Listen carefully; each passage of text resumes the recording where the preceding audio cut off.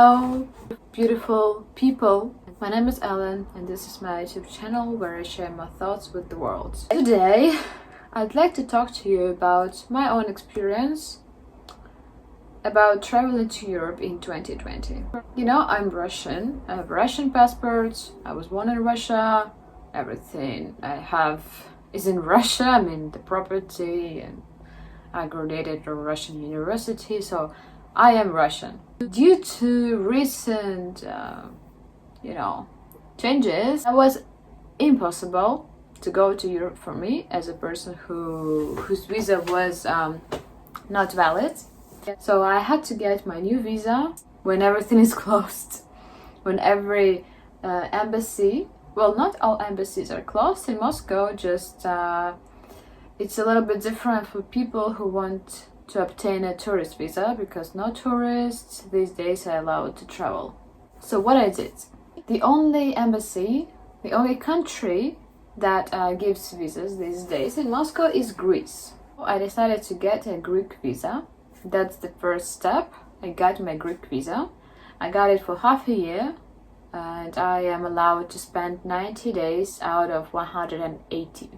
Next, my goal was to go to Annecy, the place where I live, the place where my fiancé lives. This place is almost in Switzerland. It's really close to Switzerland if you look at the map. This January I even flew to Switzerland because it was much faster to get from Geneva, how to say in English, to get from Geneva to Annecy. From Lyon, it's much further. So, what happened? I couldn't fly directly to France. The tickets are firstly too expensive, and also one more important thing, that if you have your card of resident of France, or you have a husband in France, I have none of this. So I had to take 3 planes and 1 train to get to Lyon. Because from Lyon, my boyfriend picked me up and we went to Annecy by car. So if you're interested in how I made that possible, keep watching. The first thing I did before I left Moscow, I took a test on you know what. I had to take a test. My test was negative, of course. I took care, and I still take care of my health, not to be sick, you know. And my first flight was to Turkey, to Istanbul.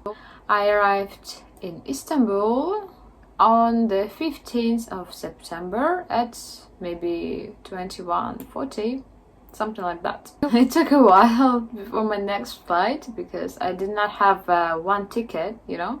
I had 2 separate tickets.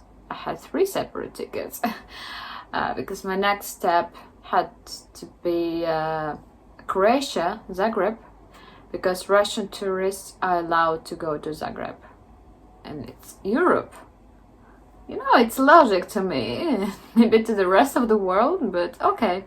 Zagreb is open, okay, we go to Zagreb. So from Istanbul I flew to Zagreb, but before my flight it took me a whole night that I spent in the airport of Istanbul, because my transit was probably for 8 hours and it was not a lot to go to the hotel, which is not really close to the airport. I had to stay in the airport. I wanted to go to lounge, but it was closed due to, you know what, people were not allowed to be there. Okay, I can sleep in the airport. I can do it, okay? I spent a whole night in the airport of Istanbul. This is by the way my favorite city. Of all the cities I've ever visited, Istanbul is the best city. After I flew to Zagreb, they require a test, a negative test from us, and that you have to stay there for some days. They require your hotel, you know. They require paper from you that you stay in some hotel in Zagreb, so you really want to visit Croatia. Some people didn't stay in Zagreb. They had a straight flight to Europe or wherever. I stayed in Zagreb for 2 days because I had to stay there for 1 day. because I had a bus to Lyon, which I didn't take because I came there an hour before the bus, but the company is so bad and they were late that they don't even inform me that they were late. I was in a complete panic because of the previous 2 flights, because of the whole situation. I was too panicked, and I just called my boyfriend and said, buy a ticket to Paris. It was my fault, it was my bad. I didn't call directly to company. Just I was so stressed and I really didn't want to take the bus, so I didn't take it.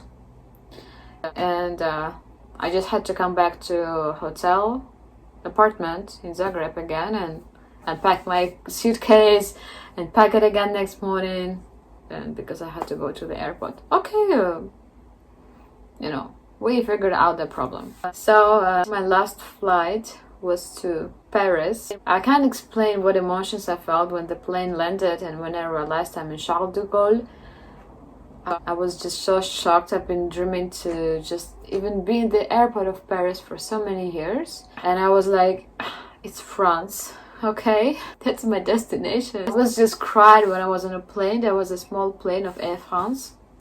I drank wine there. I was so relaxed because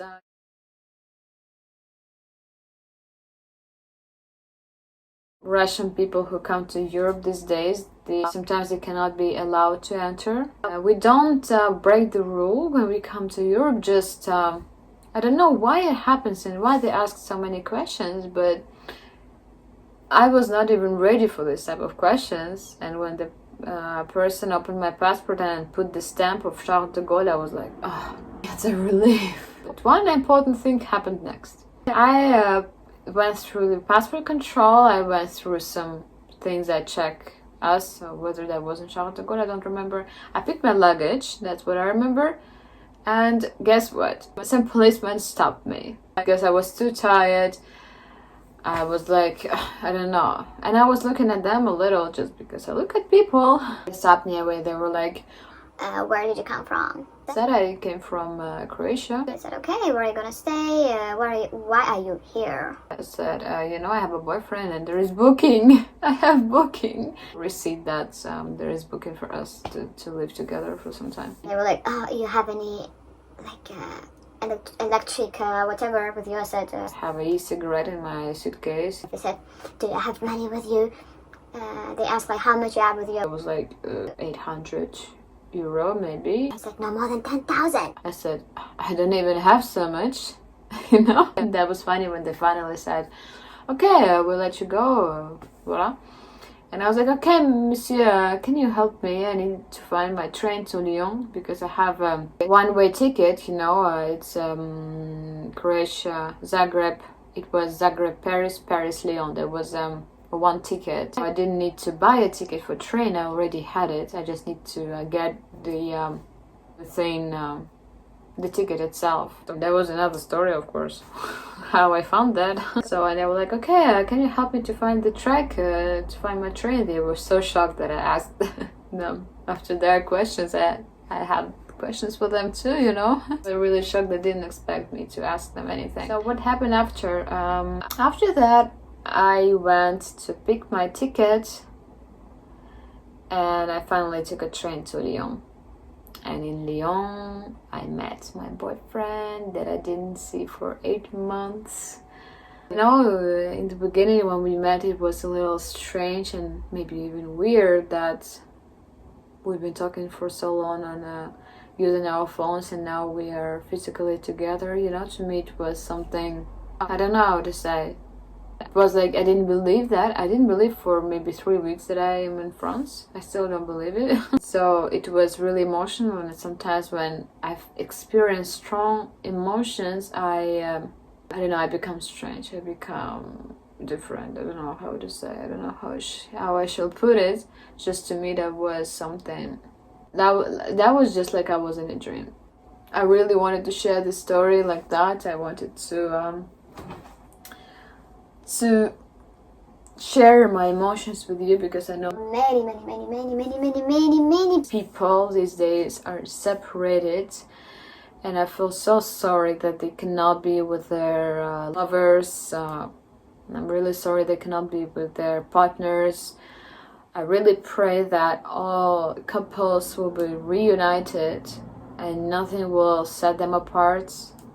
No matter what. We are we have a lot of courage to go through this and to save our relationships, that we still have believed that it all makes sense in the end of the day. So thank you so much for watching this video. Write in the comments anything that you experienced within this hard time, something that you learned, something that encouraged you, and something that kept you alive even though we had a lockdown and we were all in a bad situation. And I wish you a good day or a good night, and see you soon. Goodbye.